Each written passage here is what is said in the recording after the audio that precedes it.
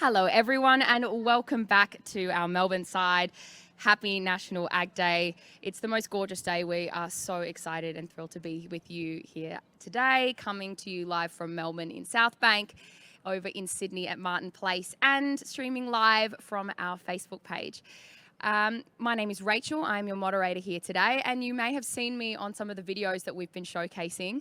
I was very lucky to join the National Farmers Federation through their Backstory campaign, which aims to bring together our agricultural communities and our urban communities in celebration of the innovation that farmers are doing every single day. And Aussie farmers are some of the leaders in world innovation for farming. And I had the most incredible time at Flavorite, at Abington Merino and Barfield Station. It was an incredible opportunity and I learned so much about what it takes to grow our food and fibre and how passionate our Aussie farmers are. Our theme for this year, Ag Day, is innovation. And we are very lucky to have a couple of members of our Victorian Farmers Federation here to speak to us about what it means to be involved in advocacy for farmers and what jobs and opportunities look like for women in farming. So, while this helicopter cruises overhead, would you both like to come on? I would love that. Brilliant. A very loud entrance for you both here today. Thank you so much for being with us. If you would like to introduce yourselves and tell us what your roles are. Thank you. So Danielle Cucinotta, I'm a third generation egg farmer in the peri-urban areas of Melbourne, and I'm very humbly able to hold the Victorian Farmers Federation Vice President, supporting our farmers across Victoria. My name is Emma Germano. I'm a mixed producer of cauliflowers, potatoes, sheep and beef, and I'm the president of the Victorian Farmers Federation. My farm's out in South Gippsland. Brilliant. And for a lot of people at home, they might look to both of you, and these are the faces of modern Aussie farmers. Two beautiful young women who are really passionate about agriculture. Emma, I'll start with you. What has been the process for you? Of course, you're already involved in farming with your family, but what was the process for you to want to continue that journey as a job, but also for your role in advocacy as well? The family business of farming, you get sucked into it, you get emotionally attached to the land that you live on and the business that you're part of, and producing food is probably one of the most important and noble jobs that you can do. Literally everything flows from the food that we eat and where it comes from, and to advocate on behalf of all of the farmers I think is something that's really important, so people who eat the food that we grow understand what we do and can support us, so that we've got policy settings and basically an environment where farming is celebrated, and it's something that can keep food affordable for all Australians to eat and to give us food security and national security. Tell us about your role.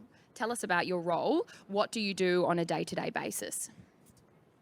Oh, my job on my job on the farm is planning and scheduling, making sure logistics are taken care of, working out the things that we're going to grow each season, working out how to work with the land, making sure that the business runs. My role with the Victorian Farmers Federation, essentially the federation represents heaps of producers across Victoria. We have livestock producers, grain producers, dairy producers, horticulture producers, you name it, we represent them. And essentially what we do is we speak to farmers and we find out what's going on the ground, and we think about how to create social policy. So things like our ability to farm and making sure things like renewable energy is something that the sector can take up, and to make sure that when we're making things like transmission lines for that renewable energy, that it doesn't cut across prime agricultural land, and really, I guess, addressing the divide between metro and regional Victoria, and ensuring that we've got the same policy settings out in regional Victoria and the same opportunity, the same economic growth that's afforded to people here in Melbourne.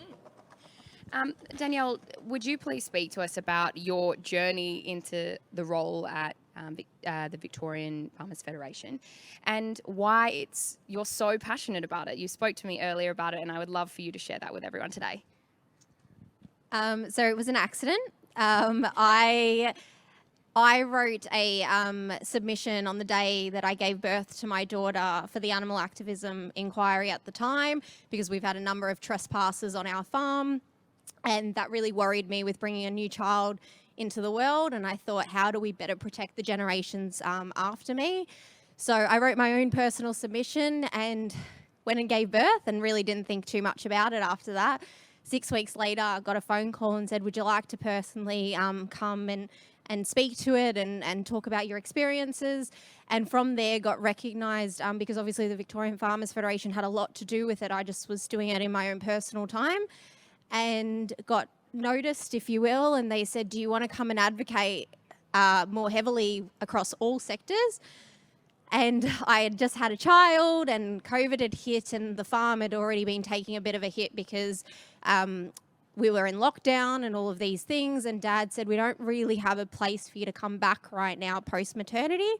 And I thought, okay. I was like, yeah, well, I mean, what was I going to do? And I thought, I mean, what's the worst that can happen? I lose. Turns out, I mean, there's a million things that could have actually happened. But yeah, it gave me the opportunity, and the membership were willing to have me, and I've been supported so heavily at the Victorian Farmers Federation, and it's just, yeah, I don't think I want to let go anytime soon now. Wonderful. What would be your advice? There's so many young people who are as passionate as you are about sustainability, about environmental sustainability and animal welfare as well. And your path, how would you inspire someone to take a similar road to advocacy, whether it's a role that you hold or something different? I'd love to hear your advice for any young people out there who are listening today. I'm going to steal the words of our president. You can't be what you can't see, which is whatever. No, you have. You totally have. All right, fine. Well, then I'll claim that. I'm totally happy to claim it. You can't be what you can't see. So if you don't see people that look like you and working in an industry that predominantly was male dominated, but I don't believe it is anymore. And then it's not just the opportunity of the people coming in, it's my responsibility as someone who now has a platform to open the doors to the people behind me to say, come through, come and be part of the committee, and it's okay. Like, you don't need to know everything. You've got to have the passion to do it. So we've been very lucky, and I think the Federation is changing and the diversity is coming through, and I encourage anyone who wants to be part of it, young, old, whatever background. It's a big family, and I'm really happy to be there. So thank you. Gorgeous. That's so lovely. Emma, the future of farming is probably at the forefront of the work that you do, advocating for sustainability and innovation. Would you speak to any of the interesting projects that you're doing around that space? Oh, everything is about the future of farming. We know that it's becoming more and more difficult. We've got these natural disasters that are more ferocious. They're more frequent as they come through. And so farmers have to innovate to be able to continue to farm in that environment. So whether it's the genetics of the seed that we use that is more drought tolerant or more flood tolerant or more hail tolerant, any of these things, or frost tolerant, those sorts of things, high innovation like greenhouse production, growing different things in different areas and really being cognizant of what we grow and how we utilise the inputs that we use. So things like many people probably don't realise we've started feeding our cows things like seaweed because that reduces methane emissions. So all of that innovation is coming through, and of course, like, farmers are in this cycle of continuous improvement. So we continue to learn, we continue to think about what's important to the community in regards to the ethical standards by which they want food produced. And we've got a lot of young people doing things in ag tech, robotics, engineering, all sorts of stuff. So it's a vibrant industry that takes more than just growing food, I guess. There's so many elements to it, and there's really a place for anyone with any skill set. So, even thinking about, if you've got a particular skill or passion for finances, like, that's absolutely a skill set that our industry needs, or whether it's science or human resources, like, people should think about careers in agriculture because often it's easy to get a job because we're always looking for staff. So if you think you've got a skill set that you're using somewhere in the city, it could potentially be used for a rural business, and that would benefit everybody. Yeah. How do people what advice would you give to everyday Australians who are wanting to support our farmers? As you mentioned, There's been some devastating recent disasters, whether it's been bushfires or flooding. We all want to support our local farmers, and we all want to put our money where our mouth is. But what other ways can we get around to, as the general public, to support farmers, and what advice would you give people? The first thing is that absolutely buy local, buy Australian made every single time, even if that might cost you a little bit more at the checkout, because there's other things that you'll be paying for to buy a cheaper product that potentially is imported. Supporting farmers by getting to know a farmer, like go out into the regions. There's awesome places where open farm days where you can actually learn about production, and just make those conscious choices when you go to the supermarket. So even things like, why are things so expensive? You know, buy in season, you know, go to farmers markets and get that last bargain of the day to keep it affordable for your family. Jump on either the Australian Farmers website or the Victorian Farmers Federation website and have a look at the things that farmers care about and actually support that. And I guess even putting the pressure on our politicians that rural industries matter, and to make sure that farmers are taken care of with policy that's really sound. So we know that there's, of the population of Victoria, you know, only a quarter live out in regional Victoria, and that's certainly not just farmers, that's all of everybody else. And so often we see city-centric policies being made where we forget about regional Victoria and farmers and getting our products to market, for example. So we need more investment in roads out in the regions. We need more investment in healthcare out in the regions. We need to make sure that our regions are thriving and growing and that they contribute to the economy so importantly that we've got to actually make sure that we acknowledge that.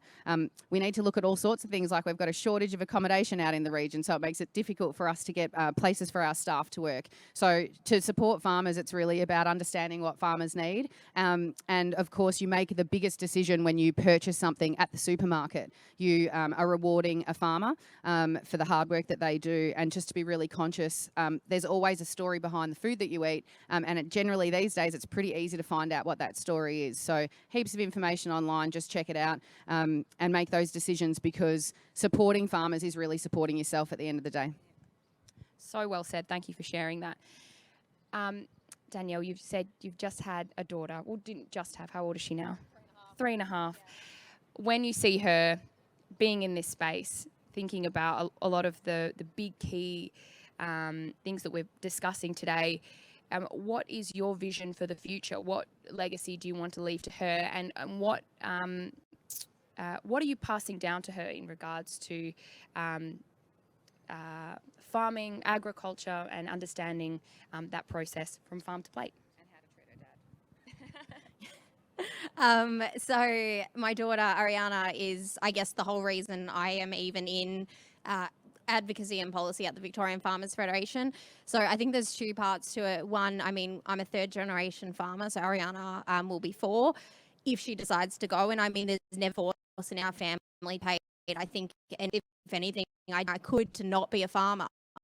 And I still came back because you realize there's so much emotion to it and there's so much connection, and I loved the lifestyle and I miss my sister, which she's going to be so impressed I even said that out loud. But it's about leaving sustainable for her, but for generations of people to eat, like, as in, it's affordable, it's accessible, it's there's something really special about knowing that your food product, whatever it may be, is fed to your local community. I mean, it's pretty awesome when we've had generations and generations of people who are like, I saw you when you were this big and we've been buying eggs from you for generations. So I think that's one part to the farm, and what we do at the Victorian Farmers Federation is protect that for all commodities and all farming families across the state. So it's not just about me and my daughter and my family, but rather Emma's family and every single farmer across the state. So it's about protecting it. It's about making sure that everyone knows where their food comes from, because there is just something really special about Victorian agriculture, and we just can't lose that in Victoria. So yeah, it's pretty exciting stuff. Great, thank you so much.